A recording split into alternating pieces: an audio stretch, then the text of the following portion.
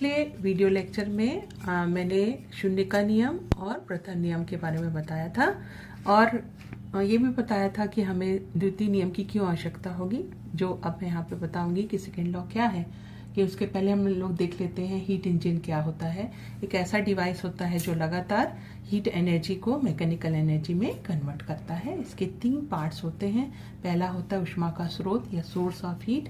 It is kept at constant high temperature T1 और इसकी heat capacity और ऊष्माधारिता बहुत अधिक होती, अनंत होती है, जिसके कारण से कितनी भी हीट यदि हम इससे ले लें इसके टेम्परेचर में कोई चेंज नहीं आता।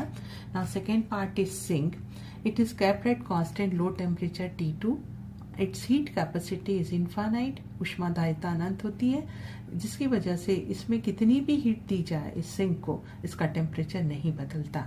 Now third part is working substance और कार्यकारी पदार्थ। एक कंप्लीट साइकिल में ये सोर्स से हीट लेता है। देखिए Q1 हीट ले रहा है, उसके कुछ भाग को Q2 को सिंक को दे दिया और बचे हुए भाग को काम में, वर्क में इसने कन्वर्ट कर दिया Q1 minus Q2 and return back to its initial state. तो इस प्रकार से लगातार हमें यहाँ पे मैकेनिकल एनर्जी मिलती जाती, कार्य की सतत प्राप्ति होती जाती है। अब हम देखेंगे इसकी दक्षता क्या है।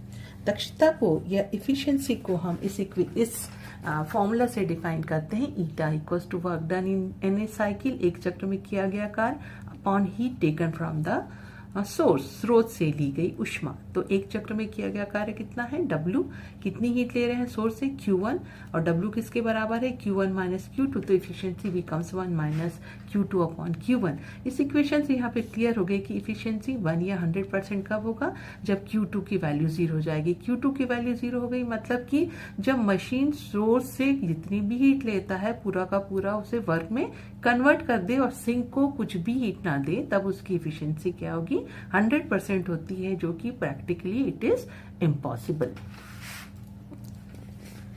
अब हम देखेंगे सेकेंड लॉ ऑफ थर्मोडायनेमिक्स की 2 स्टेटमेंट है, जो कि पहला स्टेटमेंट केल्विन प्लैंक स्टेटमेंट कहलाता है और दूसरा क्लॉसियस का स्टेटमेंट कहलाता है। तो इन नियम को हम, इस स्टेटमेंट को हम देखेंगे one by one. According to Kelvin Planck statement, it is impossible to construct an engine working in a complete cycle which absorb heat from the source and convert whole of it into work without rejecting any part of heat to the sink. इसके अनुसार हम एक ऐसी machine का बनाना असंभव है जो एक पूर्ण चक्र में स्रोत से हीट लेता है और सिंक को बिना दिए पूरा का पूरा उसे काम में बदल दे। ऐसी मशीन को बनाना असंभव है according to this statement. Now second is the Clausius statement. It is impossible to construct a self acting machine working in a complete cycle which can transfer heat from cold body that is sink to the hot body that is source without help of any external energy source. इस कथन के अनुसार एक ऐसे स्वचालित machine का निर्माण असंभव है जो एक कंप्लीट चक्र में ऊष्मा का स्थानांतरण ठंडी वस्तु से गर्म वस्तु की ओर बिना किसी बाहरी ऊर्जा की स्रोत की सहायता के बिना करे। तो these are 2 statements of Kelvin Planck and Clausius statements. 2 कथन हम लोग ने देखा, केल्विन प्लैंक और क्लॉसियस का कथन। ये दोनों कथन समतुल्य हैं या इक्विवेलेंस हैं। ये यदि हमें प्रूव करना है तो हम किस प्रकार से करेंगे। इसमें देखो 2 फिगर है, फिगर 1 एंड 2, और ये फिगर को यदि आप आसानी यदि समझ गए तो पूरी जो एक्सप्लेनेशन है जो यहाँ पे मैंने लिखा है वो आप अपने शब्दों में इसको लिख सकते हैं।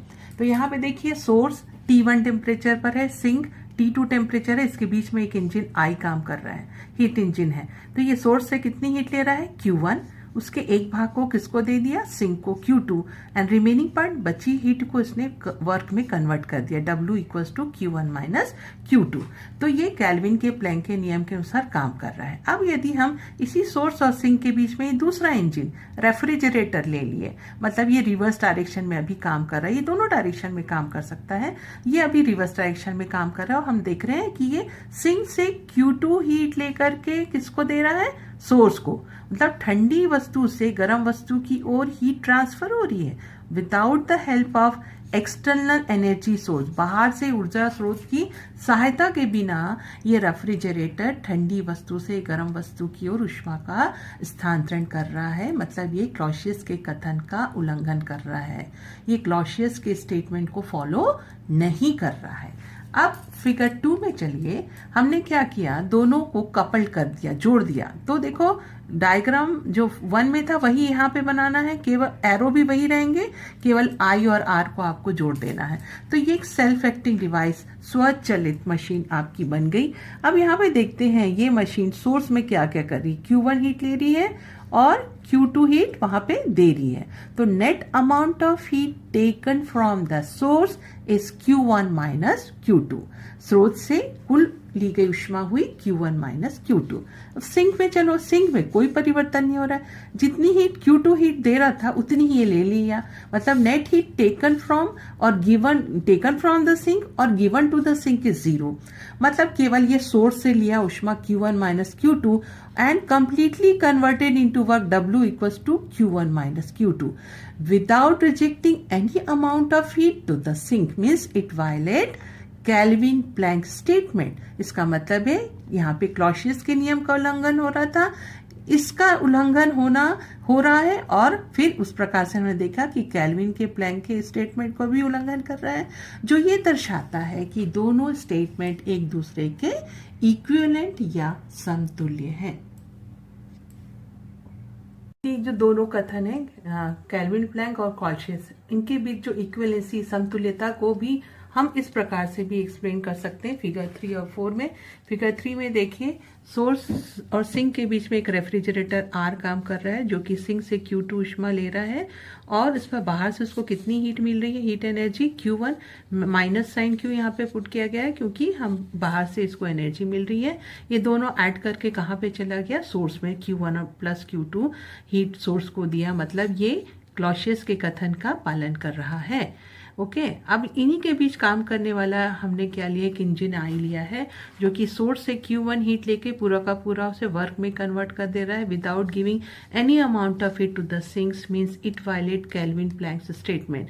कैल्विन प्लैंक के कथन का उल्लंघन कर रहा है, कैल्विन प्लैंक के नियम का उल्लंघन कर रहा है। इसका मतलब है जब आई को आर से जोड़ करके एक हम सेल्फ एक्टिंग डिवाइस बनाएंगे, तो वो सेल्फ एक्टिंग डिवाइस यदि क्लॉसियस के कथन का भी उल्लंघन करेगा, उसको भी फॉलो नहीं करेगा, तब हम कह सकते हैं कि दोनों स्टेटमेंट एक दूसरे के इक्विवेलेंट है। तो दोनों को कपल करके ही हमने सेल्फ एक्टिंग डिवाइस बनाया। देखिए, आई को आर से जोड़ करके एक सेल्फ एक्टिंग डिवाइस बनाया है। चूंकि आई जब अकेला था तो वो आपका कैल्विन प्लैंक के नियम को फॉलो नहीं कर रहा था। मतलब जब कपल्ड होने के बाद एक सेल्फ एक्टिंग डिवाइस जब बनेगा, तो ये सेल्फ एक्टिंग डिवाइस क्लॉसियस के कथन को भी फॉलो नहीं करना चाहिए।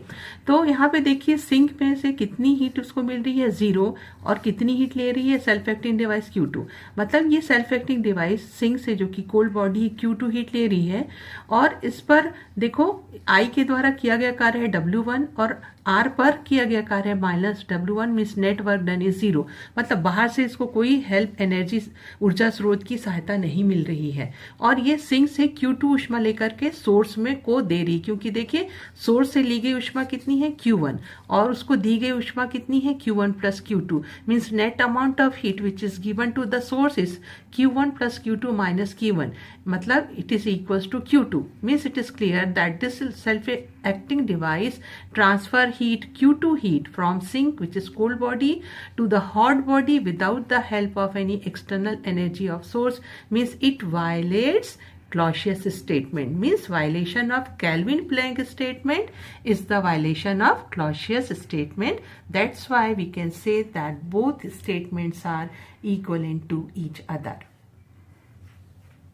dq इक्वल्स टू TdS, ये है सेकेंड लॉ का मैथमेटिकल फॉर्म है, गणितीय रूप है, और इसको हम तब डिराइव, जब हम एंट्रोपी के बारे में पढ़ेंगे तो इस रिलेशन को भी हम लोग डिराइव करेंगे, जहाँ पे dq क्या है, निकाय को दी जाने वाली ऊष्मा है, heat given to the system, and ds है एंट्रोपी में परिवर्तन, change in entropy, means this is the mathematical form of second law of thermodynamics.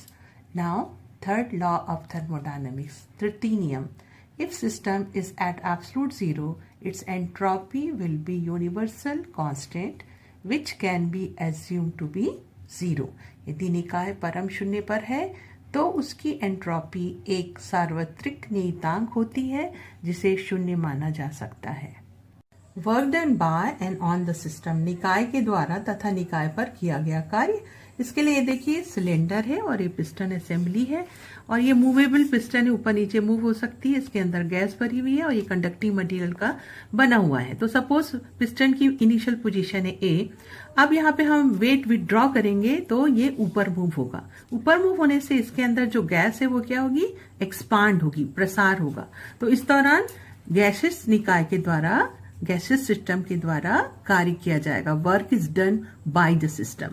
दूसरी सिचुएशन ये हो सकती है कि बी जो है इनिशियल पोजीशन हो सकता है, उसके बाद हम वेट इंक्रीज करेंगे तो ये पिस्टन नीचे मूव होगा, मतलब ये जो गैस है वो कंप्रेस्ड होगी, संपीड़ित होगी। तो इस समय work is done on the system by the external pressure, बाहरी दाब के द्वारा गैसीय निकाय पर कार्य किया जा रहा है। तो सबसे पहले हम देखेंगे जब एक्सपांशन हो रहा है, मतलब ए से जब बी जा रहा है, तो यदि हम इसका क्रॉस सेक्शन एरिया दे लें, पिस्टन का ए ले लें और इनिशियल प्रेशर है आपका पी, तो बाहरी दाब के कारण प्रसार के दौरान पिस्टन पर जो फोर्स लगेगा, force exerted on the piston, F equals to क्या होगा, pressure into cross section area, equation number 1।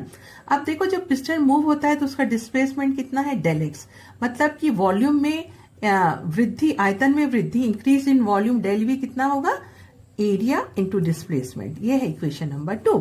तो एक्सपांशन के दौरान वर्क डन कितना होगा, work done by the gas during the expansion equals to force into displacement, force की value डाली P into A and A into del x from equation number 2 it is del V, मतलब del W equals to P del V, मतलब कि यहाँ पे हमने निकाल दिया यदि वॉल्यूम में स्मॉल चेंज हो रहा है डेल V, यदि वॉल्यूम चेंज हो रहा है फ्रॉम V1 टू V2, तो टोटल वर्क डन कैसे निकालेंगे, W equals to summation of del W, यहाँ पे उसकी वैल्यू रख दिए, या integration of PdV where volume changes from V1 to V2 where dV is the small increase in volume.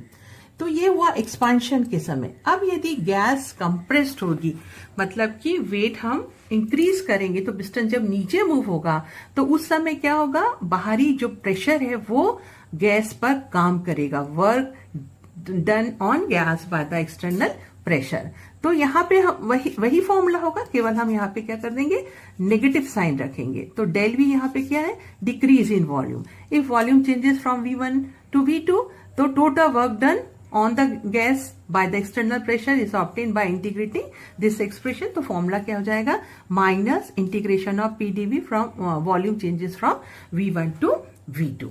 Work as a path function, कार्य मार्ग फलन के रूप में। अब हम देखेंगे कि निकाय के द्वारा किया गया कार्य या निकाय पर किया गया कार्य, क्या ये मार्ग फलन है या बिंदु फलन है, मीन्स पाथ फंक्शन है या पॉइंट फंक्शन है।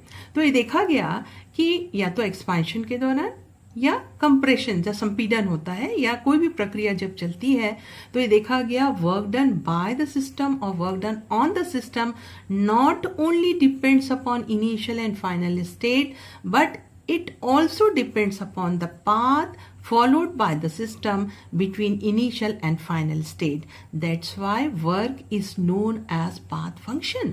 मतलब बच्चों निकाय के द्वारा किया गया कार्य या निकाय पर जब कार्य किया जाता है तो ये देखा गया कि ये केवल प्रारंभिक और अंतिम अवस्था पर नहीं, बल्कि इन दोनों के बीच में निकाय के द्वारा जिन रास्तों का अनुसरण होता है उस पर भी ये निर्भर करता है। इसीलिए हम कार्य को क्या कहते हैं, मार्ग फलन या पथ फलन या पाथ फंक्शन।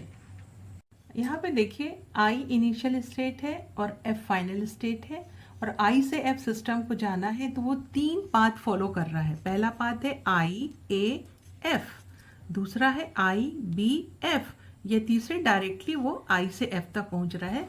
और तीनों पाथ के अलॉन्ग हम वर्क कैलकुलेट करेंगे और यदि ये डिफरेंट आएगा तो हमें पता चल जाएगा कि वर्क कैसा है, पाथ फंक्शन। तो सबसे पहले पहला path along the path IAF work done equals to, इसको 2 पार्ट में बांटा, I से A गए तब कितना कार्य किया गया प्लस A से F। तो देखो I से A ये जो है आपकी एक लाइन मिल रही है which is parallel to the pressure axis, मतलब इस समय I से ए तक जाने में वॉल्यूम कांस्टेंट है, मतलब there is no change in volume, means work done is 0, मतलब आई से ए तक जाने में कोई भी कार्य नहीं किया जाएगा। ओके, फिर दूसरा है ए से एफ। जब ए से एफ हम जाएंगे तो ये क्या मिल गया, एक लाइन मिल गई, straight line which is parallel to the volume axis. तो इस समय किया गया कार्य ये इंडिकेटर डायग्राम है एक्चुअल में, इसको मैं अभी थोड़ा आगे समझाऊंगी। तो यहाँ पे ए एफ हमको कर्व मिला, ए एफ और वॉल्यूम अक्ष के बीच घिरे क्षेत्रफल के बराबर होगा। जब ए से एफ निकाय जाएगा तो किया गया कार्य, तो वो एरिया कितना हुआ, area of the rectangular A F D C. तो अब इसकी रेक्टेंगल का एरिया क्या होता है, लेंथ इंटू ब्रेड्थ। तो यहां से यहां तक कितना है प्रेशर P1 और ये है ब्रेड्थ कितना है V1 से V2, मतलब V2 माइनस V1। तो यहाँ पे देखिए कि ये कितना आ गया P2 V2 माइनस V1। कब से, जब पहला पाथ के अलोंग IF के अलोंग सिस्टम मूव होता है। अब हम लोग दूसरा पाथ लेंगे, when system moves from I to F along the path IBF। इसको भी दो पार्ट में बांटेंगे, I से B तक जाने में वर्क डन प्लस B से F तक जाने में।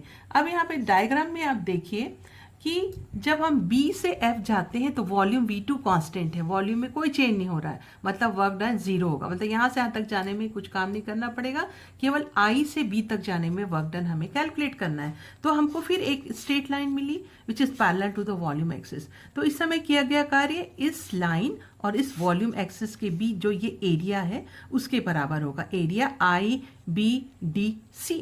अब ये इस एरिया को निकालेंगे, लेंथ यहां से यहां तक प्रेशर कितना है P1 into change in volume that is V2 minus V1। तो वी गेट अनदर एक्सप्रेशन, अलग अलग मिल रहा है, पहले में मिला P2 V2 माइनस V1, दूसरे पाथ के अलॉन्ग क्या मिल रहा है P1 V2 माइनस V1। अब थर्ड पाथ है, यदि डायरेक्टली सिस्टम I से F चला जाता है तो वर्क डन क्या होगा, area between this curve I से F एंड वॉल्यूम एक्सिस, तो एरिया IFDCI। तो इस प्रकार हमने देखा कि तीनों रास्ते के अलोंग जो वर्क डन है वो क्या है, अलग अलग आ रहा है। और यहाँ पे हम लोग क्या देख रहे हैं, कौन सा एरिया जाता है IAF और वॉल्यूम एक्सिस के बीच, मतलब कि WIAF is more than WIFCD is more than WIBCD। इसलिए हम कहेंगे कि वर्क क्या है, पाथ फंक्शन है। अब जब वर्क पाथ फंक्शन है, प्रथम नियम क्या कहता है कि मैकेनिकल एनर्जी और हीट एनर्जी दोनों इक्विवेलेंट होते हैं। तो यदि वर्क पाथ फंक्शन है तो हीट ऊष्मा भी क्या होनी चाहिए, पथफलन होनी चाहिए। एक एग्जांपल से हम इसको आसानी से समझ सकते हैं कि यदि कोई बर्तन ले लें और उसमें पानी है और उसको हमको गर्म करना है तो हम दो तरीके से कर सकते हैं, या तो हम बर्नर के उसके नीचे बर्नर रख दें बर्तन के नीचे, तो मतलब हीट हम सप्लाई करें तो वो गर्म हो जाएगा। दूसरा, या तो उसको स्टीयर करें या मैकेनिकल वर्क उस पर करें, जोर जोर से पानी को हिलाएं तब भी उसका टेम्परेचर क्या हो जाता है, बढ़ जाता है। मतलब कि यहाँ पे हीट एनर्जी दिए, यहाँ पे मैकेनिकल एनर्जी, तो दोनों क्या है, इक्विवेलेंट है। तो इस प्रकार से मैकेनिकल एनर्जी या वर्क यदि पाथ फंक्शन है तो हीट एनर्जी या हीट भी क्या होगा, पाथ फंक्शन होगा। Now next is very important topic is indicator और पीवी डायग्राम। अब बच्चों हमें मालूम है कि जो थर्मोडायनेमिक सिस्टम है उसकी स्टेट को, उसकी अवस्था को हम किससे दर्शाते हैं, उसके प्रेशर और वॉल्यूम से। अब यदि अवस्था बदलेगी मतलब कि प्रेशर और वॉल्यूम चेंज होगा, तो हम इन दोनों के बीच में ग्राफ लेंगे। प्रेशर को हम y एक्सिस के अलॉन्ग लेंगे और वॉल्यूम को हम x एक्सिस के अलॉन्ग लेंगे और ग्राफ प्लॉट करेंगे। जो कर्व मिलेगा वो कर्व क्या कहलाता है, इंडिकेटर डायग्राम और पीवी डायग्राम। अब सवाल ये उठता है कि इस डायग्राम का यूटिलाइजेशन क्या है, इससे हमें क्या फायदा होता है। इस डायग्राम से हम डायरेक्टली कैलकुलेट कर सकते हैं कि सिस्टम के द्वारा कितना कार्य किया जा रहा है या सिस्टम पर कितना कार्य किया जाएगा। इसमें पीवी डायग्राम में जो कर्व मिलेगा उस कर्व और वॉल्यूम एक्सिस के बीच का जो एरिया है वो वर्क डन को दर्शाता है। Now we shall calculate work done with the help of PV diagram in different situation. Now first case is when pressure remains constant, मतलब कि पूरी प्रक्रिया के दौरान यदि दाब स्थिर होगा तो उसको हम क्या कहते हैं, आइसोबैरिक प्रोसेस या समदाबी प्रक्रिया। तो जब हम ये प्लॉट इंडिकेटर डायग्राम प्लॉट करेंगे, देखो P को y एक्सिस के अलॉन्ग लिया, वॉल्यूम को x एक्सिस के अलॉन्ग लिया, A है उसका इनिशियल स्टेट जहां पर वॉल्यूम कितना है V1 और प्रेशर कितना है P, और A से B क्या है उसका फाइनल स्टेट। तो A से B जाने के दौरान प्रेशर कांस्टेंट है लेकिन वॉल्यूम चेंज हो रहा है फ्रॉम V1 टू V2।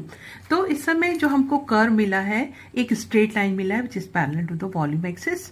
तो therefore work done equals to क्या होगा, वर्क डन इक्वल्स टू हमारे पास फॉर्मूला है integration of P dV from V1 to V2। अब P is constant taken outside the integral sign, तो क्या होगा P इंटीग्रेशन ऑफ dV। तो और लिमिट रखने से क्या मिलेगा, P V2 माइनस V1।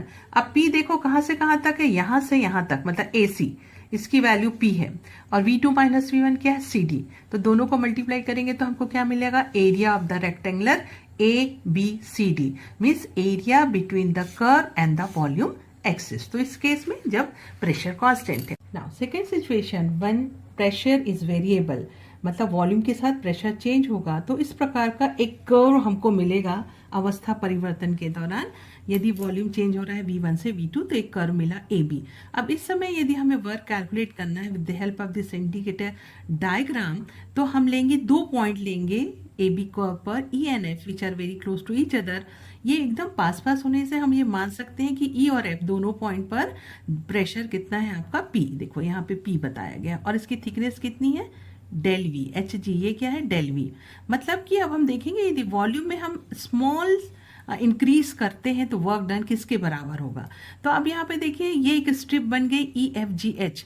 इसके चूंकि वर्क डन इक्वल्स टू क्या होता है, pressure into change in volume, तो P into del V, P into del V किसके बराबर है, एरिया ऑफ दिस स्ट्रिप। मतलब वॉल्यूम में यदि स्मॉल चेंज है डेल वी, तो वर्क डन इस स्ट्रिप के एरिया के बराबर होगा। लेकिन हमें निकालना है वर्क डन जबकि वॉल्यूम चेंजेस हो रहा है फ्रॉम V1 टू V2। तो इसके लिए इसी प्रकार के स्ट्रिप हम A और B के बीच में बहुत सारे स्ट्रिप लेंगे, और सबके स्ट्रिप के एरिया को यदि हम ऐड कर देंगे तो हमको क्या मिल जाएगा, work done by the system when volume changes from V1 to V2 which is equals to area bounded between the curve AB and the volume axis which is equals to ABCD।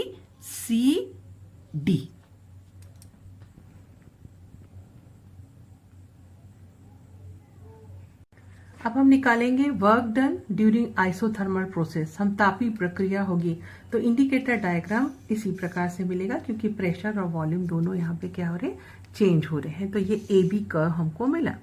तो initial volume है V1 और V2, तो हमें निकालना है कि यदि volume V1 से V2 चेंज होता है तो वर्क डन हम कैसे कैलकुलेट करेंगे। तो हमारा फॉर्मूला है integration of P dV from V1 to V2।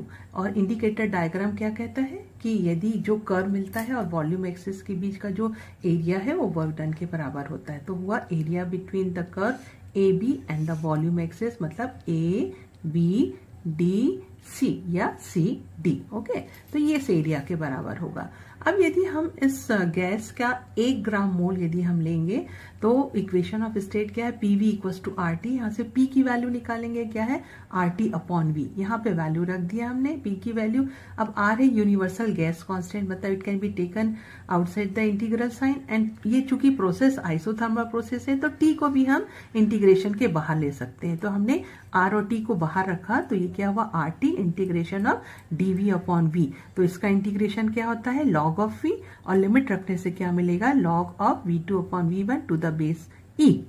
अब यहाँ पे देखिए A और B ये दोनों एक ही आइसोथर्मल कर्व में है, और आइसोथर्मल कर्व के समय ये बॉयल के नियम का पालन करता है। मतलब P is inversely proportional to V, मतलब P into V is constant.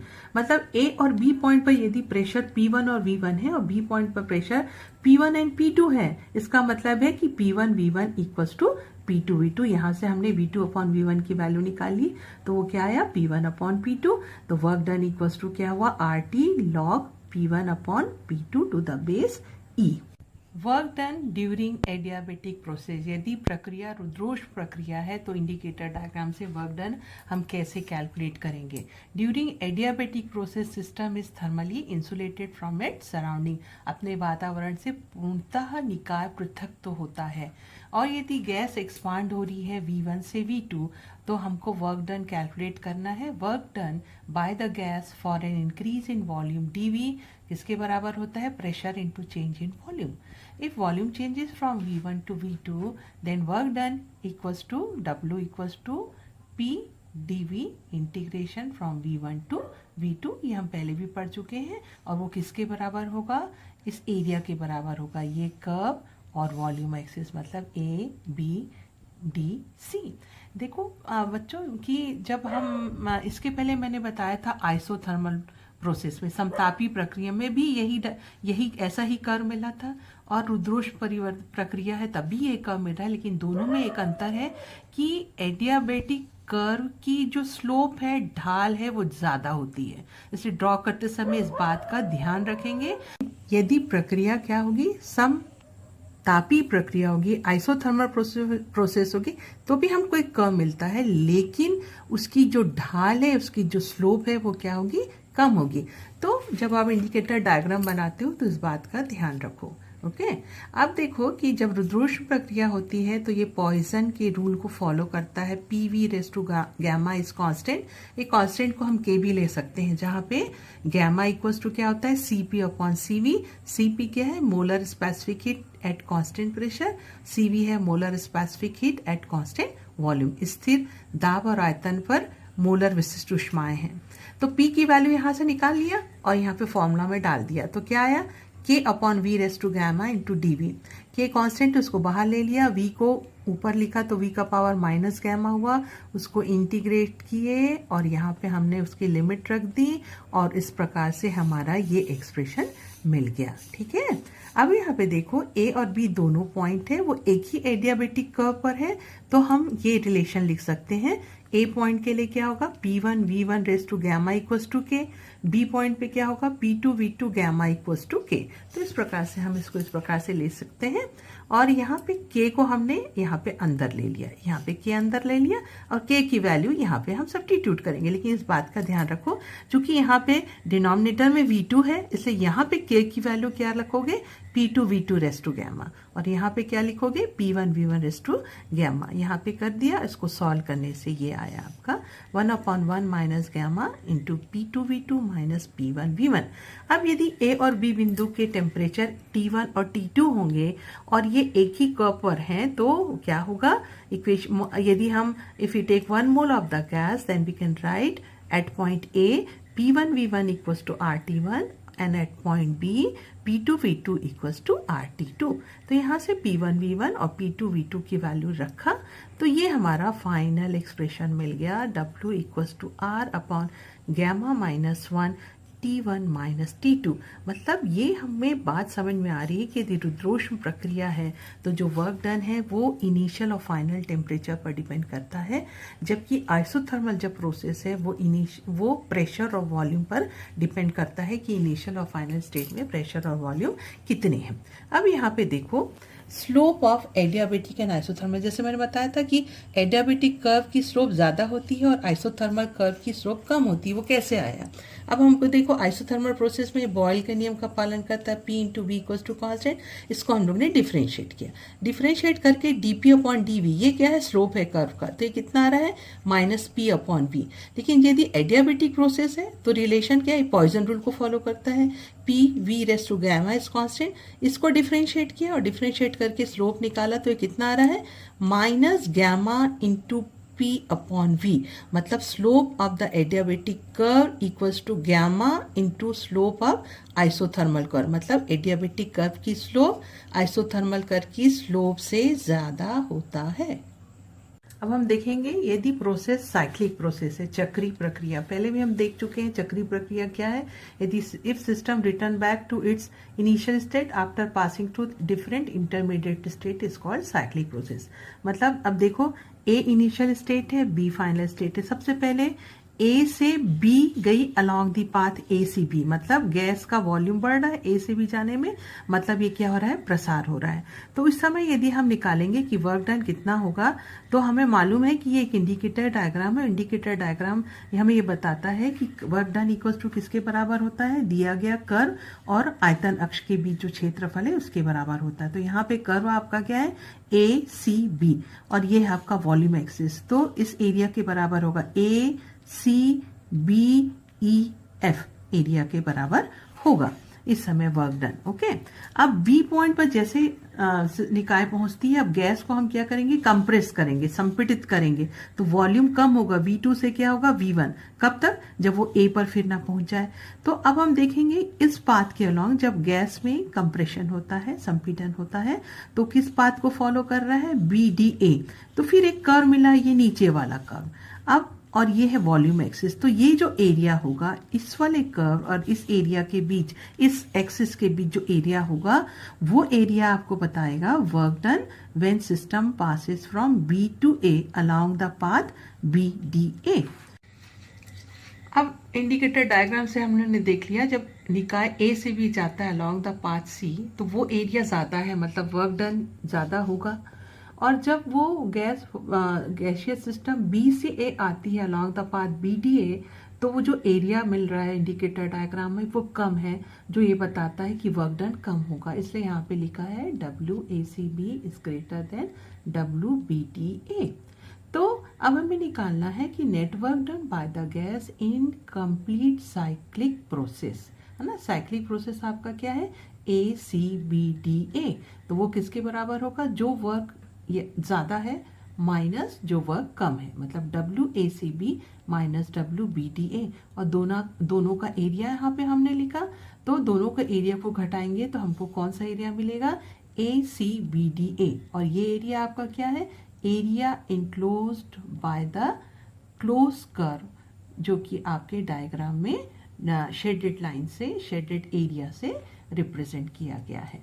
इसके पहले मैंने बताया था इससे वर्क क्या होता है, पाथ फंक्शन होता है। वर्क किसके इक्विवेलेंट होता है, हीट एनर्जी के। तो हीट भी क्या होता है, पाथ फंक्शन। अब हम पॉइंट फंक्शन के कंसेप्ट को देखेंगे, तो यहाँ पे हमें पता चलेगा कि इंटरनल एनर्जी होती है वो पॉइंट फंक्शन होती है। अब पहले सबसे पहले देखेंगे कि इंटरनल एनर्जी क्या होती है। सब्सटेंस किससे मिलकर बने होते हैं, बहुत सारे मॉलिक्यूल से मिलकर बने होते हैं, and they are in random motion. Motion के कारण, गति के कारण उनमें गतिज ऊर्जा होगी, काइनेटिक एनर्जी होगी। अब ये जो मॉलिक्यूल्स हैं एक दूसरे को अट्रैक्ट करते हैं, ओके, तो इस अट्रैक्शन के कारण उनके बीच में क्या होगी, पोटेंशियल एनर्जी होगी। काइनेटिक एनर्जी किस बात पर डिपेंड करती है, काइनेटिक एनर्जी सब्सटेंस के टेम्परेचर पर डिपेंड करती है, जबकि पोटेंशियल एनर्जी मॉलिक्यूल्स के बीच के डिस्टेंस पर डिपेंड करती है।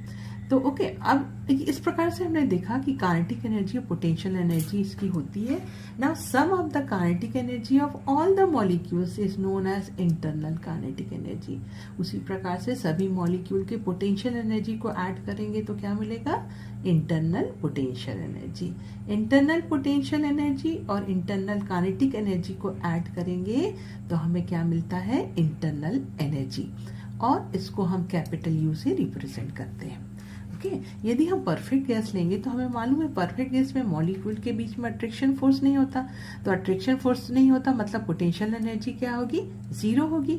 मतलब इंटरनल एनर्जी किसके बराबर होगी, it is totally in the form of kinetic energy. और काइनेटिक एनर्जी किस पर डिपेंड करता है, टेम्परेचर पर डिपेंड करता है। तो in case of perfect gas internal energy also depends upon temperature. अब इंटरनल एनर्जी में जो परिवर्तन है ये उष्मागतिकी के प्रथम नियम से हमें मालूम है, del U equals to del Q minus del W। अब यहाँ पे ये इंडिकेटर डायग्राम देखिए, A है आपका इनिशियल स्टेट, B है आपका फाइनल स्टेट, और A से B सिस्टम को जाना है तो 3 पाथ इसने कंसिडर किया है, 1, 2 एंड 3। जब सिस्टम A से B A पाथ के द्वारा जब जाता है, it absorb Q1 amount of heat and work done bye it is W1। Q1 ऊष्मा अवशोषित किया और W1 कार्य किया गया। ओके, तो आंतरिक ऊर्जा में परिवर्तन कितना आएगा, Q1 माइनस W1। अब जब ये पाथ 2 को फॉलो करेगा, along this path it absorb Q2 amount of heat and work done by the system is W2.